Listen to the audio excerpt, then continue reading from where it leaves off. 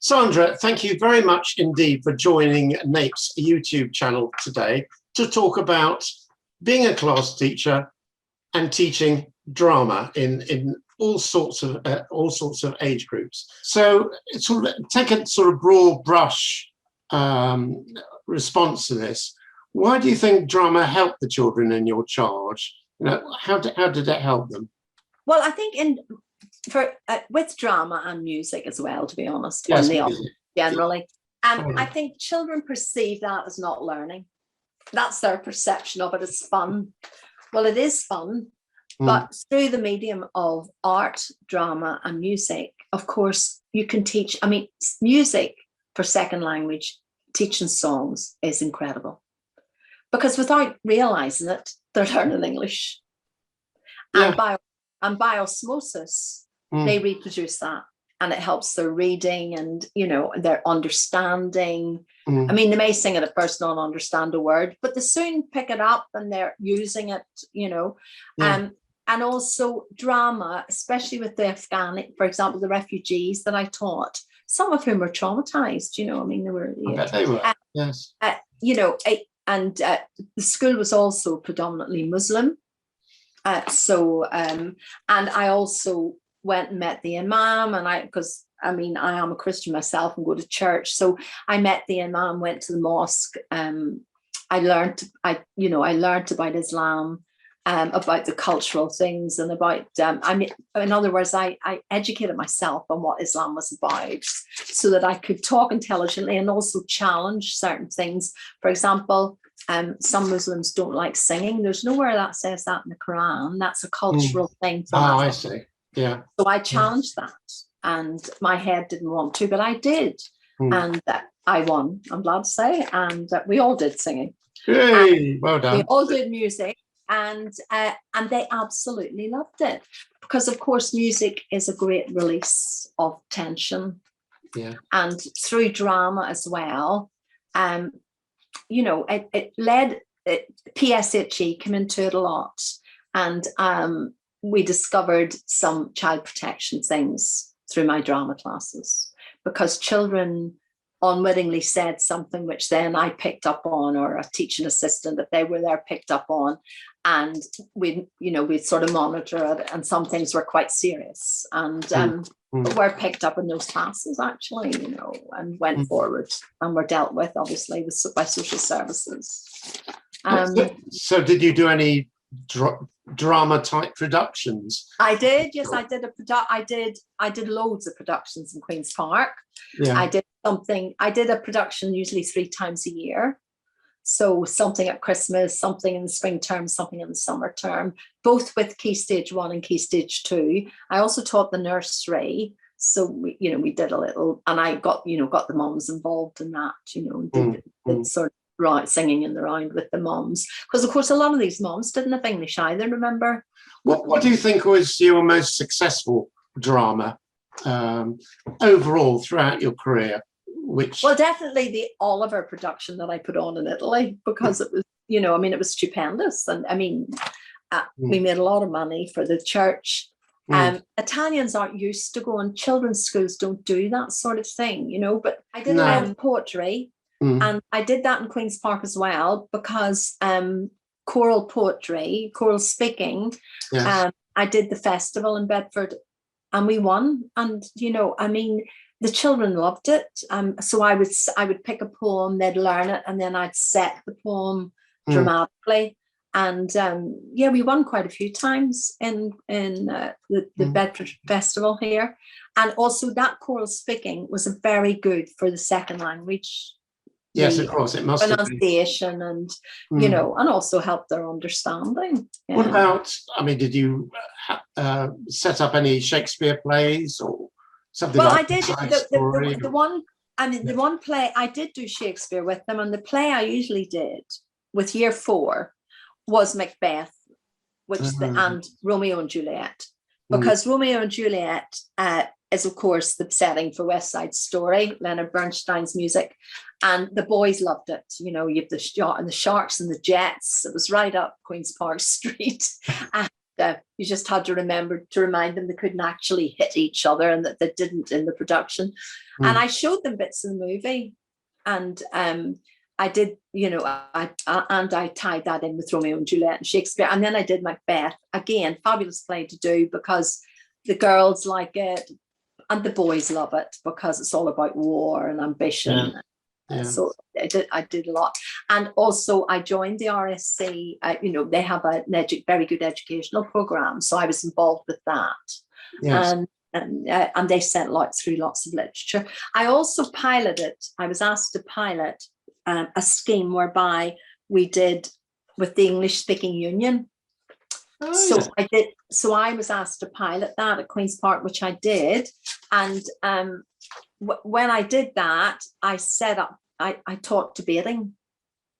So, and then we did debating competitions, and that was, we did that with Bedford School.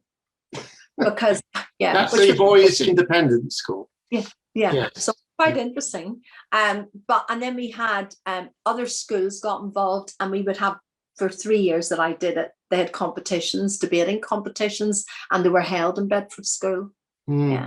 Oh, very good. So, English Speaking Union is a fantastic.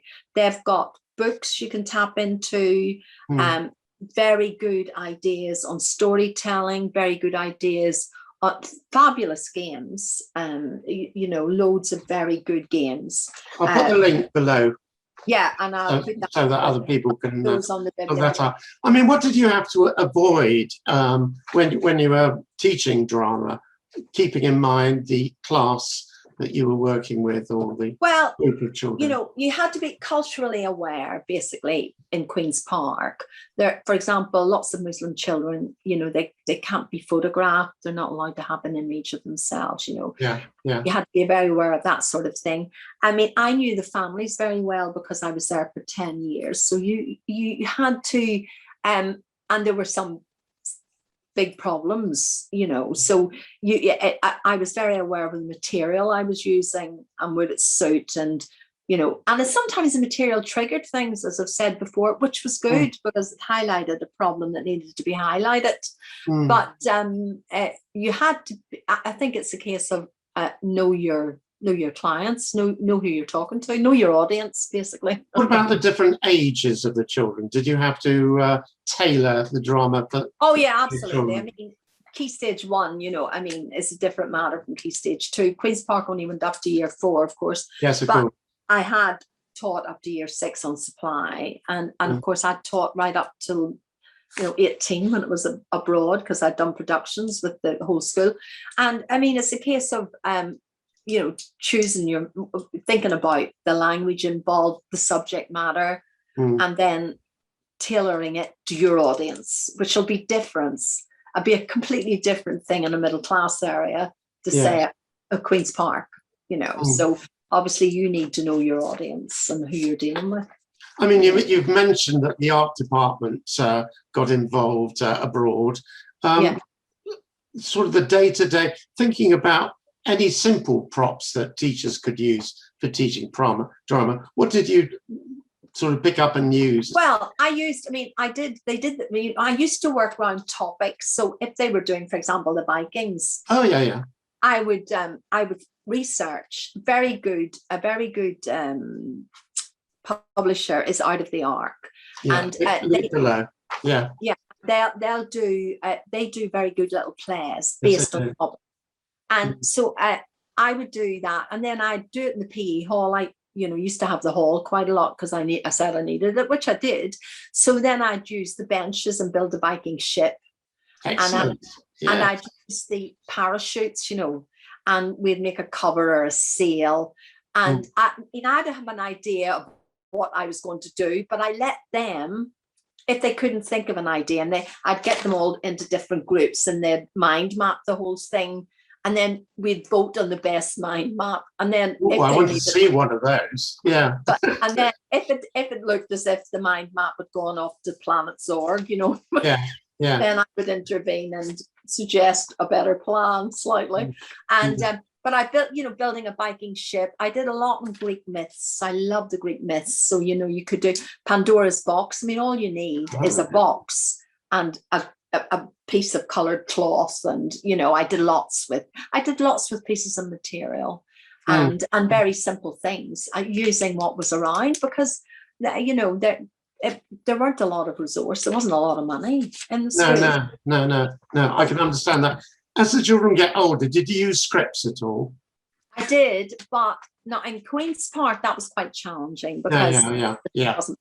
I can so again, understand I would have been using. I mean, there were some very bright kids there, but they didn't have the language. So if I was using a script, I would probably have used a script that was about a year to 2 years behind their actual, age ability, because there's no point doing drama and struggling with reading. That kills it completely. Whereas when I was out in supply teaching, where I did do drama as well, then you're with a year 6, I have a lot of my own resources. Then I would have done something more challenging. Then they would have enjoyed. Yes, I mean, you've mentioned resources, and you very kindly put together a book list. Yeah. So thank you, Sandra. I'll put that on below, if I may, so the teachers watching this can access that and see what is available, not only in books, but websites as well, and free resources you have to pay for. Sandra, was there anything else you wanted to mention about teaching drama in primary school? No, I mean, I think I just forgot. I'm just looking at my notes here. I just forgot. The other great thing I did was Joseph and his Technicolor Dream. My favourite. Yes. And I did that not as the music, but tailored it, rewrote it, actually edited to suit what I was doing. And, so you had a sort of, and actually I think quite a few of the biblical stories lend themselves to that, Jonah and the whale. Nothing better than making a whale up, and having it swallow somebody. Great stuff. And, and the kids love all that. And Moses and the bulrushes. Yes. Those sort of things. RE actually does lend itself to quite a lot of drama. Yes. It's a good way to approach religious studies, because it's very dry otherwise. And, yes, it must be. Well, Mike, thanks for asking me to come on and talk about my career. So I'm at the other end of my career now, having taught for 42 years. So wow. I've been on this chalk face for 42 years because I really wasn't interested in doing anything else but being actually with the kids. That's what was interested me most. So I studied drama and English and French in Stranmillis in Belfast. And then when I qualified, I got a job in Black Mountain Primary School, which was on the peace line in Northern Ireland. So that was a baptism of fire. I had the military. The military were in the school, barracked in the school, and the officers used the staff room. So the school had a very poor, very, very poor area, very challenging, had a fantastic head called Joe Montgomery, who's no longer with us. But I learned a lot from him about approach to teaching and about dealing with these children whose lives were not as mine, as I'd been brought up. Although, to be honest, the school was literally 3 miles from where I lived. So it was a great learning curve as to what your expectations are. I taught there for 2 years, and one of the army officers said to me, "Do you not want to get out of Northern Ireland?" Well, I was desperate to get out of Northern Ireland. And he said, "Have you thought of teaching with the forces?" I hadn't. So he pointed me in the right direction. I spoke to a girlfriend of mine. She was very keen. And we both applied and got interviews in London with the Military of Defence. Both got jobs with the Military of Defence. And when I got my job, it said they were delighted to give me a job with BAOR, which I pronounced at that point Bayor. And my father laughed because it means British Army of the Rhine, of course. So I was going to Germany. Well, I studied German up to A level, so that was quite fortuitous. My girlfriend was also going to Germany, so I phoned them up and asked, could we be posted together? And they were very obliging. So we ended up in the same school in Germany, in Osnabrück. And I taught there for 3 years. And again, very different setting, still had lots of different sort of social problems, and but also, very, very bright children there as well. And then I transferred from Osnabrück to Gibraltar, where it was predominantly the Navy and the RAF. And I loved, they had two huge schools there, St. George's where I taught, and then St. Christopher's at the opposite end of the rock. So for the first 3 years, the border was shut between Gibraltar and Spain. And my drama, I was a singer. So I ended my head there, again, very fortuitously, had a fantastic head. And he was a Gilbert and Sullivan fanatic. So I ended up doing lots and lots of Gilbert and Sullivan, lots of drama in the school, and lots of drama competition work. And again, the BBC were there. So because the border was shut and because they had a station there, I got to work with professionals quite a lot of the time for those 3 years. And then subsequently, of course, the border opened, and but we still did a lot of work with the BBC. So that was fantastic in lots of ways, learning from people, actually professionals who were doing it. And I ended up, helping out at different things professionally, not getting paid, but I didn't care. It was all experience and great fun. After 6 years, I decided that I was either going to be there for life because it was so comfortable and I loved it, and I didn't really want to be there for life because I'm an adventurer at heart. So I applied on just out of the blue to, the TES, to a job with the European community. Well, we've now Brexited that, sadly, and not really expecting, if I'm honest, to go anywhere with it. But they wanted languages, and I had French and German. So I was very sensible for once in my life, because they asked you to put down your proficiency. And I thought, well, I'm not going to say I'm fluent, because I wasn't. I thought I'll put, quite good, average, conversational. And I was so glad I did, because I did get an interview.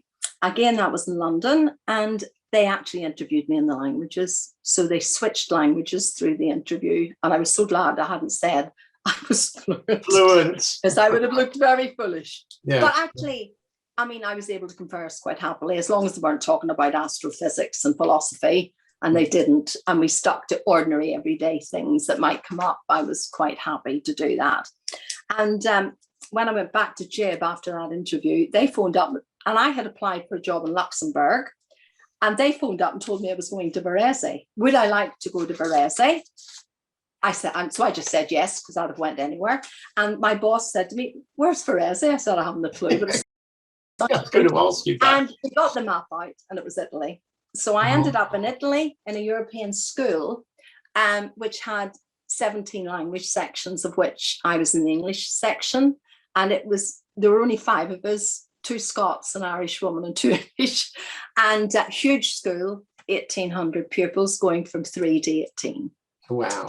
And that was a very steep learning curve, because everything was done in Italian that had to do with the actual running of the school, but we all taught our own language. So I taught English as being mother tongue to the French, the Italians, and whoever was there. And then the English children learnt a language from mother tongue speakers. Well, you can imagine they picked up a second language at 6, a third language at 12, so they were trilingual by the age of 13. Wow, amazing. So they had no drama in the school, and it's an alien thing, apart from Britain, for schools to, in Italy and France, Germany, they don't supply after-school clubs. That's not what teachers do.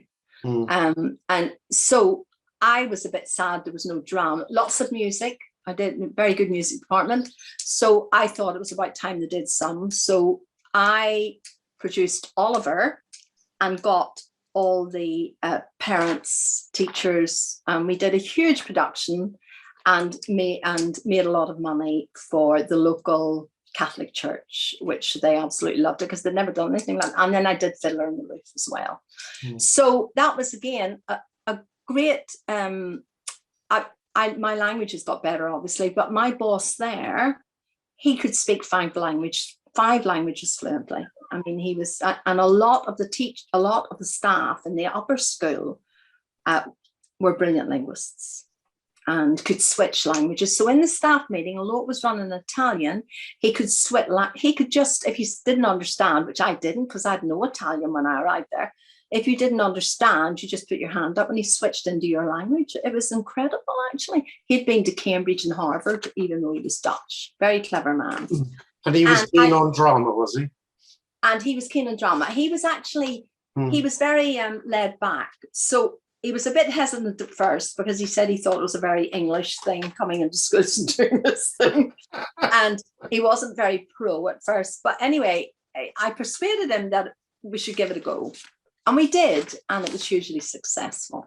Yeah. And it was scary because, you know, you were dealing with lots of different languages, but it actually, I had lots, we got the art department involved and they did all this, they did all the props and all the scenery. And so it was a great community thing. Everybody sort of got involved in it. So, and then after 5 years, I had an opportunity to switch. And so I decided to ask for a transfer to Brussels.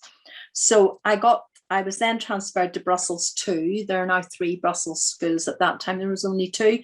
Mine was the biggest one, so there were 3,800 children in this school. Good. And it literally took me 6 months to find my way from the classroom, partly to the staff room and back again, because it was a mini village, really. Again, that went from 3 to 18. So huge school, huge staff, you know, I mean, and with an English head. All multilingual with an English head, and then you know, they had pastoral, they had different. It was the administration was huge as well, and I really enjoyed that as well. And I also very good music department. So I got in touch with the music department, and we did lots of I did musical reviews and got them interested and did quite a lot of drama there. And then I met then I met Peter, whom I then married and have had my 2 children by. So I left and came back to Britain. And then I didn't teach for 6 years. I was quite happy to give up and look after my children. And when I went back, I then did supplied, and I did lots of supply. And then I got a job in Queen's Park in Bedford, which is a very much on the chalk face school with 93% non-speaking English. But the thing is, I'd dealt with second language English for the previous 9 years. So I had huge experience in dealing with that. And actually, I went in to do supply. The head came to watch me twice, and I knew she was up to something. And then she said, I want to offer you a job. Well, I didn't want to be a class teacher anymore. I didn't want to have a class. I didn't want to teach the curriculum as such, because I had some differences of opinion with things. So I said, I don't want to be a class teacher. She said, well, what would you be willing to do? So I said I would teach music, drama, and French and RE. And I didn't think she'd say yes, but she did. So you were actually talking about the national curriculum. You had difficulties. I had difficulties with that because the children were predominantly second language. Yes. I didn't like the fact that they were being taught French because a lot of them didn't speak English, and to me that was okay. What sort of languages did they speak at home? Well, Punjabi, we had Afghani speaking, I forget what is it Pashto, they speak quite a few different, Hindi, quite a few different, you know, sort of forms of Hindi. Yeah. With Polish, quite a lot of Polish at that time. Yes, yeah. I mean, we had loads and loads of different languages going on in the school. And I thought introducing French was insanity, to be honest. But I also thought it was insane to let people who weren't qualified to teach it and hadn't done it themselves teach it. So I did a little bit of teaching of French to year 4, but I tailored it to their needs. And so I did that for 10 years. And then I left. And then subsequently, I got a job part-time with medical needs, which no longer exists, of course. And I worked for them for 8 years on a part-time basis. And I loved that. Yeah. Did you use drama with the medical needs kids? Yes, I really enjoyed that. Mhm. Because I integrated children who'd been seriously ill. I went into their homes and tutored them, and then I integrated them into school.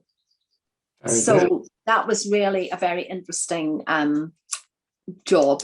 And also, again, steep learning curve, going into some of these children's homes really opened my eyes to how naive I was, and I wasn't young at the time, I hasten to add.